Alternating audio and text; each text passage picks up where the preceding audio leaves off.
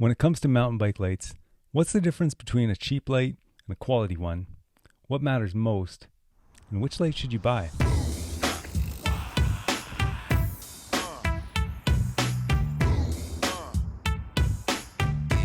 A few years ago, I took my first night ride. It was an incredible experience. I went out with some friends who'd done it before.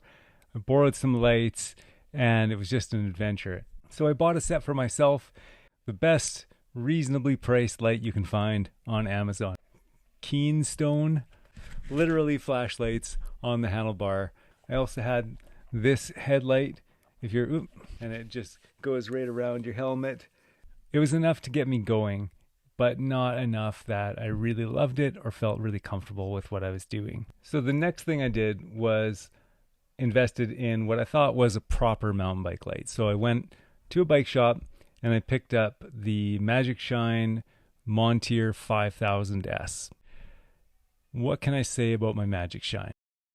It was a very bright light. However, there is a lot more to it, I've discovered. I don't have the MagicShine I don't have the MagicShine light anymore because there was so many things about it that I didn't like makes a lot of shadows. Harsh edge, so harsh.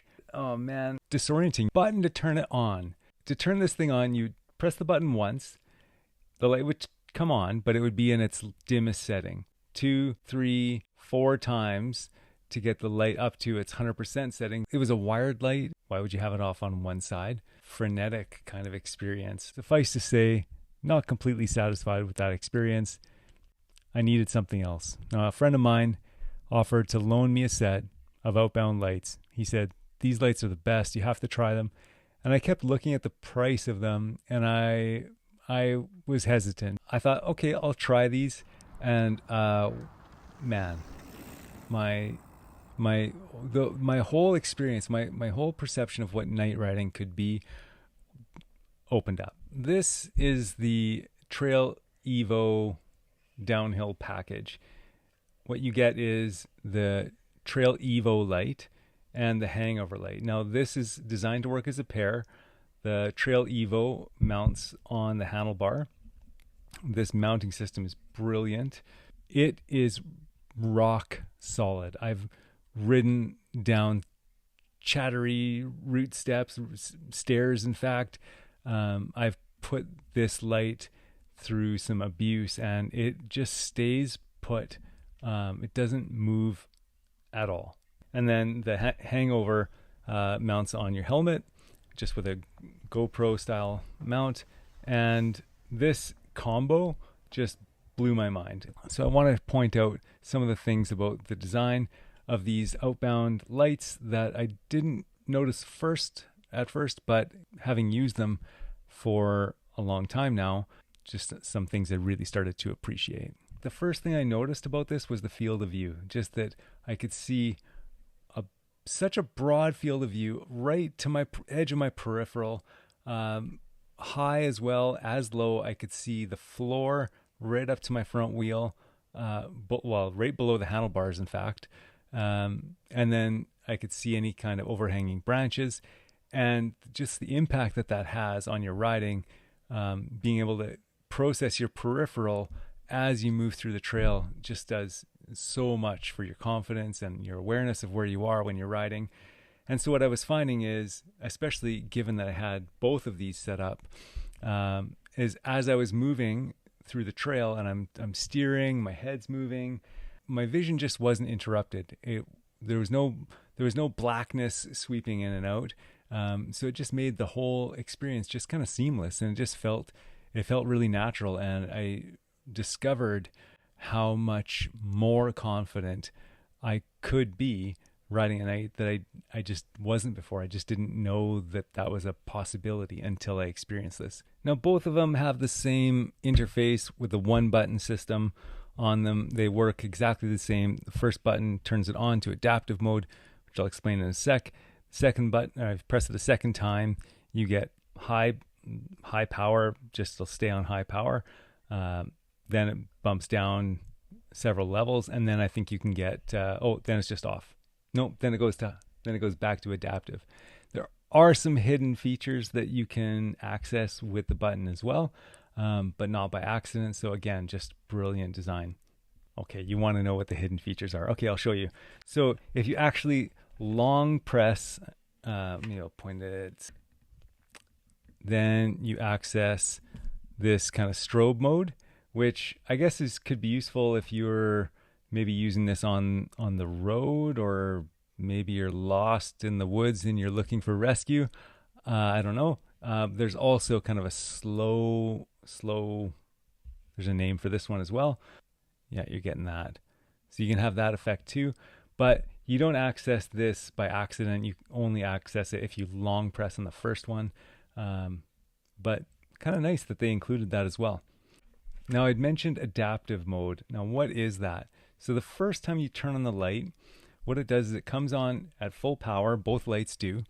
And then very slowly over the next little while you're riding, the brightness will slowly reduce as your eyes start to adjust to the night riding that you're in, to extend the battery life. And again, that's just another one of those things that you have to, another reason we need to look past the lumen number on the lights when we buy new lights. If you're wondering what's this thing on the bottom, this didn't come with the light. I actually had to buy this separately. They call it the cable management system. Would have been cool if it was included, I think. Maybe everybody doesn't need it, but I don't imagine I don't know why they don't just throw it in the box. The charging on these is USB-C. My experience is they charge pretty fast. I think, I mean, how fast do you need it to charge? But, a few hours, 3 hours, I'm guessing. I don't know. I put it on the charger, I come back, it's all charged up. If you can ride longer than the battery life of these allows, maybe you're doing an all night, like a 24-hour race or something like that, they actually do have pass-through charging as well. So if you have another external DC battery that you can bring along with you, you mount the bike, you mount this light as normal, and then you wire your... Okay, let me just narf a little bit for 1 second. But one of the things I think is really, really cool about the Evo is the heat management on this is brilliant. Outbound, if I'm wrong about this, shoot me a message and let me know. But just looking at the shape of it, I'm pretty sure that what they're doing is they're bringing cold air in to cool the LEDs down, and it's routing that cold air around or over the battery, which can keep the battery warm in really cold temperatures. Again, extending the battery life. I love it. Now, if the Evo and the Hangover made a baby, I think we'd have the Portal. So what they've done with the Portal is they've flattened that beam pattern out, which is fantastic when you're turning your head, because as you turn your head, you don't lose, there's not as much of a noticeable edge to exactly where you're pointing, and so you don't get that beam that's moving around. Also, the field of view of this is not quite what the Evo is. But it's not far off, because the edges of the light are angled. So there's a front flat edge, and then there's a bit of an angle out the side, and again some more lensing on there.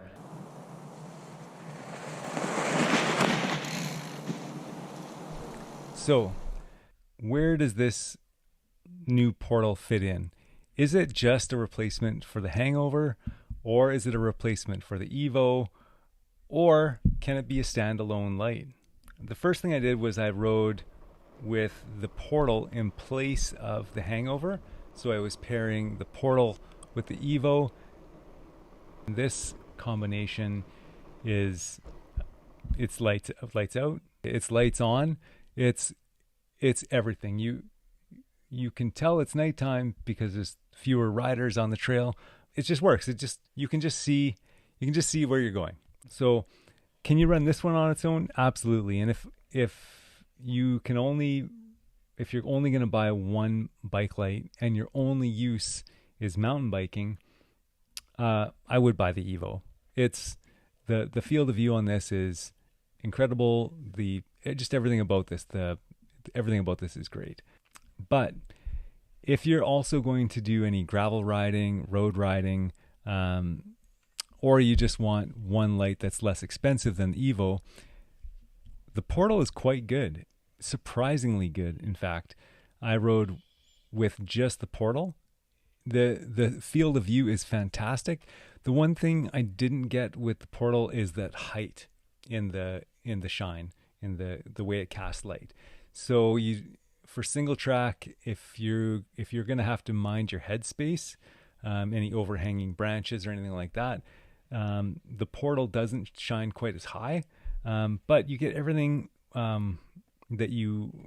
everything else about what makes these lights great. It does 80% of what the Evo does. What it doesn't do is the height, but like I say, if you are going to ride gravel with it, if you're going to ride, they have one dedicated to that. It's called the Detour.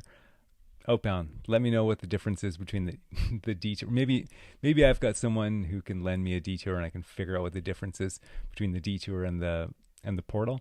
But this is a great light. If you can buy one light and you don't want to spend the money for this one, go ahead and buy this one and you're going to be very happy. Warranty. I forgot to tell you about warranty. It's awesome. The customer service on these is incredible. I had one warranty issue with my MagicShine back on that whole experience. It went on for weeks. It was a long process. In the end, they did send me a replacement battery, but so far, the only warranty issue I've had with the Outbound lights was I had a screw on the mount, on the front mount, that I stripped. I contacted the distributor. I said, at Autolus there in Canada, contacted them. I said, this is stripped. They didn't ask me any questions. They didn't ask me if I was using the right tools or why it was stripped or how it happened. They just sent me a new one. I have pretty high confidence, at least in my experience so far, that if you have any issues, they're going to look after you. If you know of a better light, I'd be really curious to know what it is. I know there probably are some other great alternatives out there, but from my experience, this is peak evolution. This is peak mountain bike light. Let me know in the comments if you have any questions about these lights, if there's anything you'd like me to try or find out in the future. I'd like to thank Autolus for lending me the Portal. Thank you so much for watching my video. If you appreciate what I'm doing, if you like what I'm doing, hit the like button. If you want to see more content like this, I'd really appreciate it if you hit that subscribe. Come back and see more videos. Thanks for watching. I'll catch you in the next one. Yeah. Whew.